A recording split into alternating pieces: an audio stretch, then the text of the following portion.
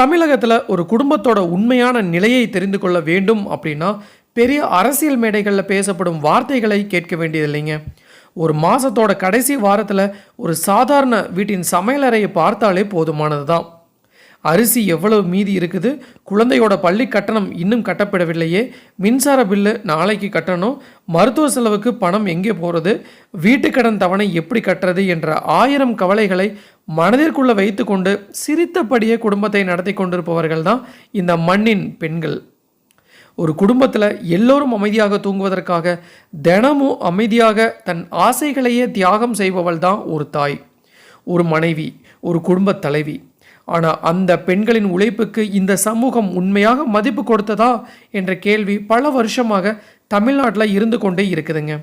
அந்த உணர்ச்சி பூர்வமான சமூக பின்னணியில் தான் இன்றைக்கி விஜய் தலைமையிலான தமிழக வெற்றி கழக அரசு மே மாதத்தில் இருந்து பெண்களுக்கு மாதம் 2500 ரூபாய் மகளிர் உரிமை தொகை வழங்கப்படும் அப்படின்ட்டு அறிவித்திருப்பது சாதாரண அரசியல் செய்தியாக பார்க்கப்படவில்லை. ஒரு குடும்பத்தை தாங்கி நிற்கும் பெண்களின் வாழ்க்கை வேதனையை இந்த அரசு புரிந்து கொள்ள ஆரம்பித்து விட்டதா என்ற மிகப்பெரிய சமூக விவாதமாகவே மாறியிருக்கு. தேர்தல் மேடைகளில் விஜய் பலமுறை அவர்கள் பெண்கள் சிரித்தால்தான் குடும்பம் சிரிக்கும் என்று கூறியிருந்தார். இன்றைக்கி முதல்வராக பொறுப்பேற்ற பிறகு அந்த வாக்குறுதியை நடைமுறைக்கு கொண்டு வர முயற்சிப்பது டிவிகே அரசின் மிகப்பெரிய எமோஷனல் வெல்ஃபேர் பாலிடிக்ஸாக மாறியிருக்கு. ஒரு காலத்தில் எம்ஜிஆர் அவர்கள் பசியை அரசியலாக்கினார். ஜெயலலிதா அவர்கள் பெண்களின் குடும்ப சுமையை அரசியல் சக்தியாக மாற்றினாங்க. மு.க. ஸ்டாலின் அவர்கள் பெண்களின் அன்றாட பொருளாதார சிரமங்களை வெல்ஃபேர் பாலிடிக்ஸ் மூலம் அட்ரஸ் செய்ய முயன்றார். அந்த வரலாற்றில் அடுத்த கட்டமாகத்தான் இன்னைக்கு விஜய் பெண்களின் பொருளாதார மரியாதை என்ற புதிய அரசியல் மொழியை தமிழ்நாட்டில் உருவாக்க முயற்சிக்கிறார் என்ற உணர்வு மக்கள் மத்தியில் வேகமாக பரவி வருதுங்க. இன்றைக்கி நாம் இந்த வீடியோவில் மே மாதத்திலிருந்து 2500 ரூபாய் நிச்சயமாக உறுதியாக கிடைக்கும் அப்படின்ட்டு முதல்வர் விஜய் அவர்கள் கூறியிருக்கிறாரு. ஸோ அதில் யார் யாரெல்லாம் எலிஜிபிள், ஆல்ரெடி வாங்கிட்டு இருந்தவங்களுக்கு மட்டும்தான் கிடைக்குமா இல்லை அனைத்து மகளிருக்கும் கிடைக்குமா போன்ற பல தகவலை இன்றைக்கி அதிகாரப்பூர்வமாக அறிவிச்சிருக்காங்க. அதோட முழு விவரத்தை தான் நாம் இன்றைக்கி நம்ம வீடியோவில் பார்க்க போகிறோம். சப்போஸ் இப்போ தான் ஃபஸ்ட் டைம் நம்ம சேனலுக்கு வரீங்க அப்படின்னா மறக்காமல் நம்ம சேனலை சப்ஸ்கிரைப் பண்ணிடுங்க. கூட பெல் ஐகானை கிளிக் பண்ணுங்கள். அப்படின்னா தான் இது மாதிரி இன்ஃபர்மேட்டிவ் வீடியோ உங்களால் ரெகுலராக பார்க்க முடியுங்க. வாங்க வீடியோக்குள்ளே போகலாம். தமிழக அரசியலில் பெண்களை மையமாக வைத்து உருவாகும் ஒவ்வொரு அறிவிப்பும் வெறும் அரசு செய்தியாக மட்டும் முடிவதில்லைங்க. அது நேரடியாக கோடிக்கணக்கான குடும்பங்களின் வாழ்க்கையை தொடும் உணர்ச்சி பூர்வமான சமூக விவாதமாகவே மாறிவிடுது. அந்த வகையில் இப்போது விஜய் தலைமையிலான தமிழக வெற்றி கழக அரசு மே மாதத்திலிருந்து மகளிர் உரிமை தொகையை 2500 ரூபாய் வழங்கப்படும் என்று உறுதி செய்திருப்பது தமிழகம் முழுவதும் பெண்களின் மத்தியில் மிகப்பெரிய எதிர்பார்ப்பையும் அரசியல் அதிர்வையும் உருவாக்கியிருக்குன்னே சொல்லலாங்க. தேர்தல் பிரச்சார காலத்திலிருந்தே ஒரு குடும்பத்தை அமைதியாக தாங்கி நிற்கும் பெண்களின் உழைப்புக்கு அரசு மதிப்பு தர வேண்டும் என்று தொடர்ந்து பேசி வந்தவர் தான் விஜய். தற்போது முதல்வராக பொறுப்பேற்ற பிறகு அந்த வாக்குறுதியை நடைமுறைப்படுத்தும் நிலைக்கு வந்திருப்பது டிவிகே அரசின் மிகப்பெரிய வெல்ஃபேர் ஐடென்டிட்டியாக பார்க்கப்படுது. குறிப்பாக பார்த்தீங்கன்னா இது சேரிட்டிலாம் இல்லைங்க, இது பெண்களின் உரிமை என்ற அரசியல் மொழியை டிவிகே அரசு மிகவும் வலுவாக கட்டியெழுப்ப முயற்சிக்கிறது என்று அரசியல் விமர்சனங்கள் கூறுறாங்க. தமிழகத்தின் அன்றாட குடும்ப வாழ்க்கையை பார்த்தா ஒரு வீட்டின் உண்மையான பேக்போனே பெண்கள் தாங்க. இதை யாராலையும் மறுக்க முடியாத உண்மை. அதிகாலை எழுந்து குடும்பத்திற்காக சமையல் செய்வது முதல் குழந்தைகளின் கல்வி, வீட்டு செலவு, மருத்துவ அவசர நிலை, கடன் சுமை, மின்சார கட்டணம், மளிகை செலவு என்று குடும்பத்தை சமநிலைப்படுத்தி நடத்தி கொண்டிருப்பது பெண்கள் தான். ஆனால் அந்த உழைப்புக்கு பொருளாதார அங்கீகாரம் கிடைக்கவில்லை என்ற குற்றச்சாட்டு பல வருஷமாக சமூக விவாதமாக இருந்து வந்தது.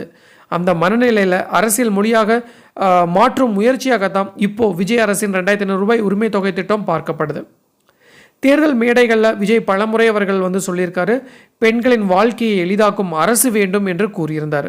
அதே மாதிரி தான் பெண்களுக்கு இலவச பேருந்து பயணம், 200 யூனிட் இலவச மின்சாரம், இலவச எல்பிஜி சிலிண்டர், மருத்துவ காப்பீடு போன்ற திட்டங்களுடன் இணைந்து இந்த உரிமை தொகை திட்டமும் டிவிகே உடைய மேனிஃபெஸ்டோவின் முக்கிய அடையாளமாக இருந்தது. இப்போ முதல்வராகிய சில நாட்களிலேயே இந்த திட்டத்தை செயல்படுத்தும் பணிகள் வேகமாக நடைபெறுகின்றன என்ற தகவல்கள் வெளியாகி வருது.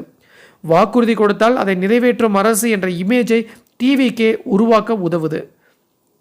அரசியல் ரீதியாக பார்க்கும்போது இந்த திட்டம் தமிழக பெண்கள் வாக்கு வங்கியில் மிகப்பெரிய தாக்கத்தை ஏற்படுத்தக்கூடும் அப்படின்ட்டு அரசியல் ஆய்வாளர்கள் வந்து கூறுறாங்க.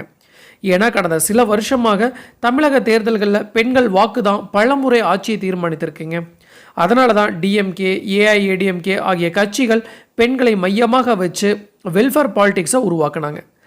ஜெயலலிதா அவர்கள் காலத்தில் தாலிக்கு தங்கம், அம்மா உணவகம், பெண்கள் சுய உதவி குழுக்கள் போன்ற திட்டங்கள் பெண்கள் மத்தியில் பெரிய எமோஷனல் கனெக்டாக உருவாக்குச்சுங்க.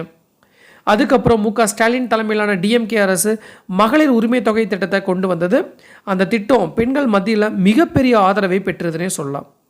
இப்போது அந்த வெல்ஃபேர் பாலிடிக்ஸை அடுத்த கட்டத்திற்கு கொண்டு செல்லும் வகையில் விஜய் அவர்கள் வந்து அரசு இந்த தொகையை வந்து 2500 ரூபாயாக உயர்த்தி வழங்குது என்ற நரேட்டிவ் டிவிகே ஆதரவாளர்கள் மத்தியில் வலுப்பெற்று வருது.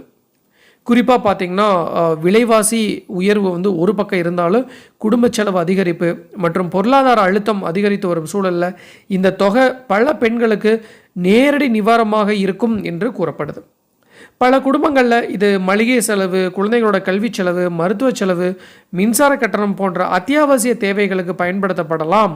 சமூக ஆய்வாளர்கள் என்ன சொல்கிறாங்க அப்படின்னா, பெண்களுக்கு நேரடியாக வழங்கப்படும் பண உதவிகள் பெரும்பாலும் குடும்ப நலனுக்காக தான் செலவாகுது. அதனால தான் இந்த திட்டம் வெறும் ஓட் பேங்க் பாலிடிக்ஸ் மட்டும் இல்லைங்க, குடும்ப பொருளாதாரத்தை பெண்கள் மூலம் நிலைநிறுத்தும் வெல்ஃபேர் மாடல் என்று சிலர் கூறுறாங்க.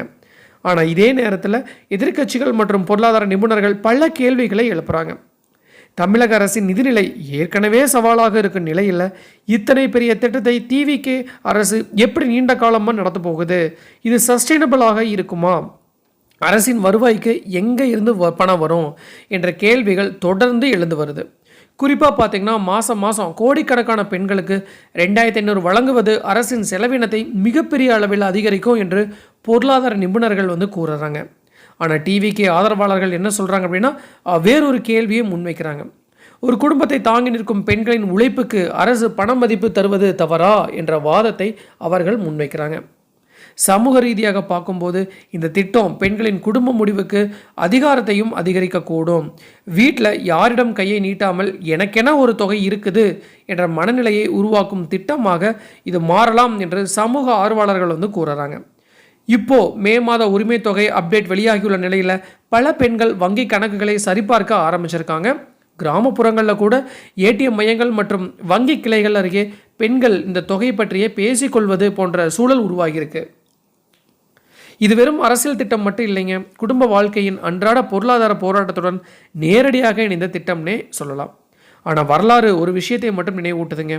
மக்கள் ஆரம்பத்தில் எந்த திட்டத்தையும் வரவேற்கலாம், ஆனால் நீண்ட காலத்தில் அவர்கள் பார்க்க போகும் ஒரே விஷயம் அந்த திட்டம் உண்மையில் வாழ்க்கையில் மாற்றத்தை ஏற்படுத்துகிறதா அப்படிங்கிறது தான்.